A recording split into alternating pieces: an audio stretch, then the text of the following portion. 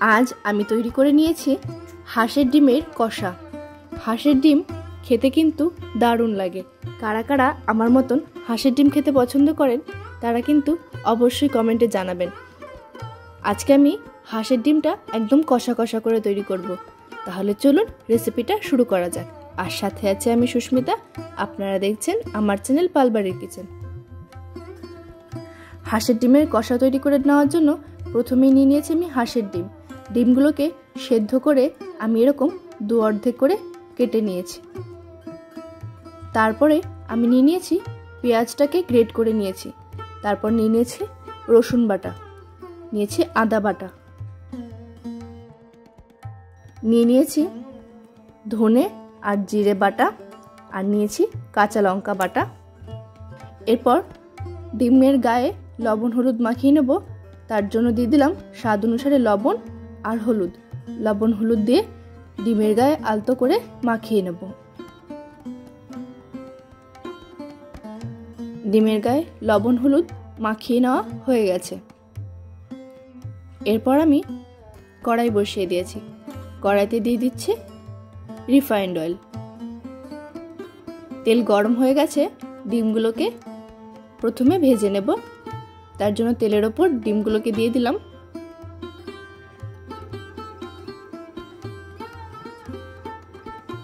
ডিমগুলো দিয়ে এপিট ওপিট ভালো করে ভেজে নেব। খুব বেশি কড়া করে আমি ডিমগুলোকে ভাজবো না, এপিট ওপিট একটু ভেজে নেব হালকা করে।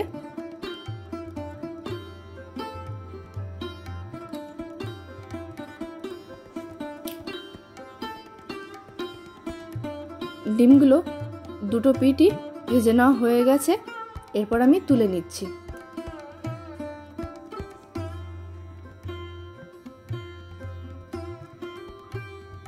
ডিমগুলো তুলে নিয়েছি। এরপর ওই তেলেই ফোড়নে দিয়ে দিলাম গোটা জিরে আর শুকনো লঙ্কা। ফোড়নটা এবার একটু নাড়াচাড়া করে নিচ্ছি। ফোড়ন থেকে সুন্দর গন্ধ বেরিয়ে এলে দিয়ে দেবো গ্রেট করে রাখা পেঁয়াজ।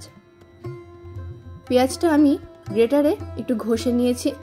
এভাবে দিলে কিন্তু ডিম কষার মধ্যে গ্রেভিটা খুব সুন্দর হয়। পেস্ট করে দেওয়ার থেকেও আপনারা এভাবে একবার দিয়ে দেখবেন, ভালো লাগবে। পেঁয়াজটা প্রথমে দিয়ে একটু নাড়াচাড়া করে নেব। পেঁয়াজের কাঁচা গন্ধটা চলে যাওয়া পর্যন্ত পেঁয়াজটাকে একটু ভেজে নিতে হবে। পেঁয়াজটা ভেজে নেওয়া হয়ে গেছে।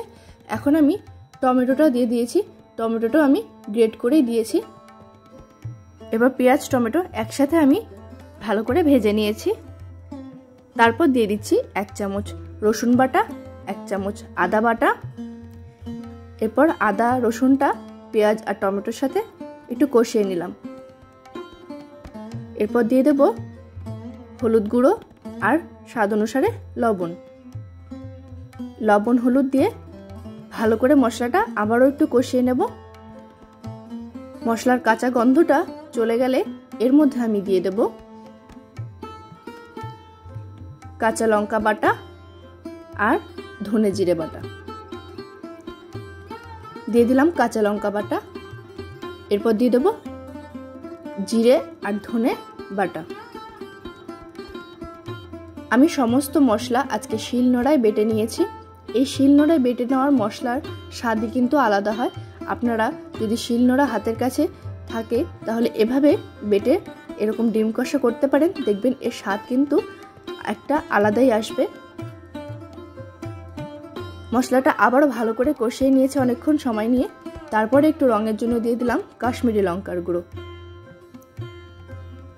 সবকিছু দিয়ে ভালো করে মশলাটা কষিয়ে নিয়েছি। যতক্ষণ না মশলা থেকে তেল ছাড়ছে, মশলাটা ভাজা ভাজা হয়ে আসছে, ততক্ষণ খুব ভালো করে মশলা কষিয়ে নিতে হবে। তাহলে স্বাদ কিন্তু দ্বিগুণ হয়ে যাবে। এরপর আমি এই সময় একটু দিয়ে দেব পেঁয়াজকলি। এখন শীতের দিনে খুব সুন্দর পেঁয়াজকলি পাওয়া যাচ্ছে। একটু এর মধ্যে পেঁয়াজকলি দিয়ে দিলে কিন্তু এর টেস্টটা আরও ভালো হয়ে যাবে। আমি অল্প পরিমাণে কিছু পেঁয়াজকলি এখানে দিয়ে দিয়েছি। দিয়ে আবারও একটু মশলাটা কষিয়ে নিয়েছি। খুব ভালোভাবে মশলা কষানো হয়ে গেছে। এখন আমি দিয়ে দেব সামান্য পরিমাণে জল।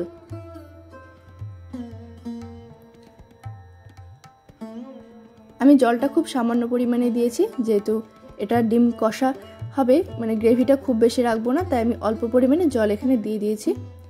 ঝোলটা ফুটে উঠেছে। এরপর আমি ডিমগুলোকে এক এক করে ঝোলে দিয়ে দিচ্ছি।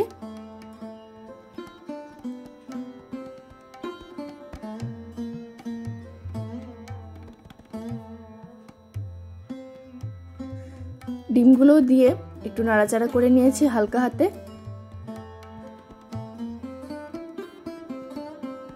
যেহেতু আমি অর্ধেক করে দিয়েছি যাতে কুসুমটা খুলে না যায়, তাই হালকা হাতে নাড়াচাড়া করে নিয়েছি। তারপরে আরও কিছুক্ষণ একটু ফুটিয়ে নিয়েছিলাম। এরপর নামানোর আগে দিয়ে দিলাম গরম মশলা। আমি গরম মশলাটা এটাও শিলনোড়ায় বেটে নিয়েছি, সেই বাটা গরম মশলাটাও আমি এর মধ্যে দিয়ে দিয়েছি। এরপর সব কিছু দিয়ে একটু নাড়াচাড়া করে 2-1 মিনিট এটা ফুটিয়ে আমি নামিয়ে নিয়েছি। তৈরি হয়ে গেছে আজকে হাঁসের ডিমের কষা। গরম গরম ভাতের সাথে শীতের দিনে এরকম হাঁসের ডিমের কষা খেতে কিন্তু দারুণ লাগে। তাহলে আজকে আমার এই ভিডিও আপনাদের কেমন লাগলো অবশ্যই একটা ছোট্ট কমেন্ট করে জানাবেন।